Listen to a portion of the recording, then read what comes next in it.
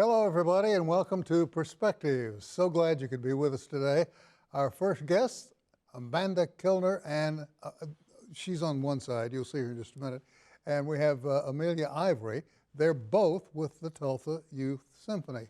Welcome, ladies. Thank you. Glad to have you with us. I'm glad to be here. A little bit about the symphony's origin. How old is it? Sure. We're actually, next season, we'll be celebrating our 60th year. We started in 60th? 1963. That's right. Yeah. Wow.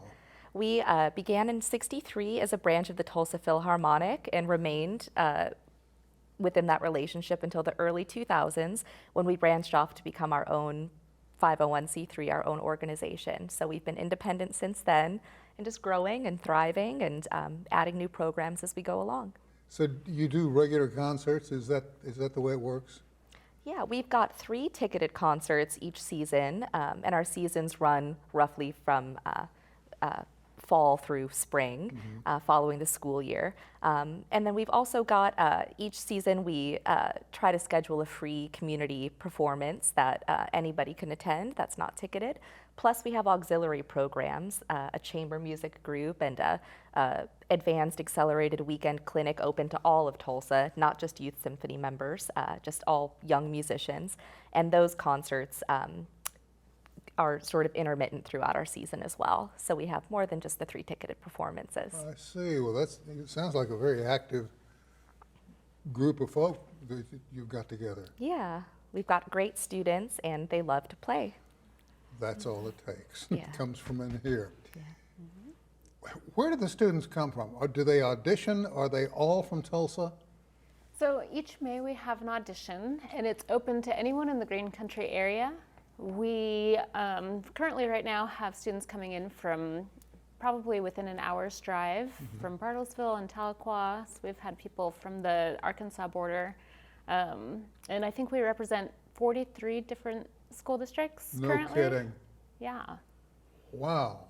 And we have quite the age range. I think our youngest right now is currently in 3rd grade, all the way to graduating seniors. I'm sorry, do that again. 3rd grade? We have some very young students, one of which is in 3rd grade this year, is a young violinist. And then we serve all the students up until they graduate from high school. What an experience for that youngster. My goodness. She's sakes hanging in there. alive. Yeah. Oh, wow. Yeah. I've got to ask you this because if I don't, my curiosity is really eating me alive here. Have you ever had a young musician come along that just rolled your socks up and down? Someone that just, played way beyond their years? We often have accelerated students who are operating almost at a professional level. You're kidding me. Very talented students in our program. Yeah. Well, let's talk about where do they perform? Where do you hold the concerts? Sure. It kind of depends. We really like to partner with other organizations in the Green Country area. So each season our performances will be at different locations, but we rehearse at the University of Tulsa and have some of our performances there, our auxiliary program specifically. And then we perform at the Union High School Performing Arts Center. We actually just wrapped up our first concert of our season on Sunday, and that's where that was held. And we'll follow up that concert with our 2 other ticketed concerts this season at the Tulsa Community College Van Treese Auditorium in South Tulsa. Last year we performed at the Tulsa Performing Arts Center and the Chapman Music Hall, and we really just have a goal to provide world-class performance opportunities for our students. They really deserve it, and it really helps them in their pathways to their futures, especially if they're pursuing music, to have those really elite and advanced, sophisticated opportunities to play. And they'll never forget it. That's right. We hope not. They're really special for me. Yeah, walking out on that stage for the first time, that's got to be a mind bender for a lot of these kids. Yeah. Yeah. It's very exciting.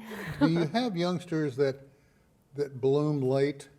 That's what makes our program very special, is that it's very much based on a student's ability at any given point in time in their development. We are not like a school system where they're held to a grade that they're in and they all kind of have to fit within this age limit.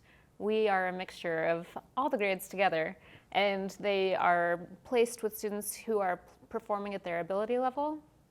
So we have a place for everyone. We'd have a 10th grader sitting next to a 3rd grader, and that's absolutely fine. And they can learn from them. Absolutely.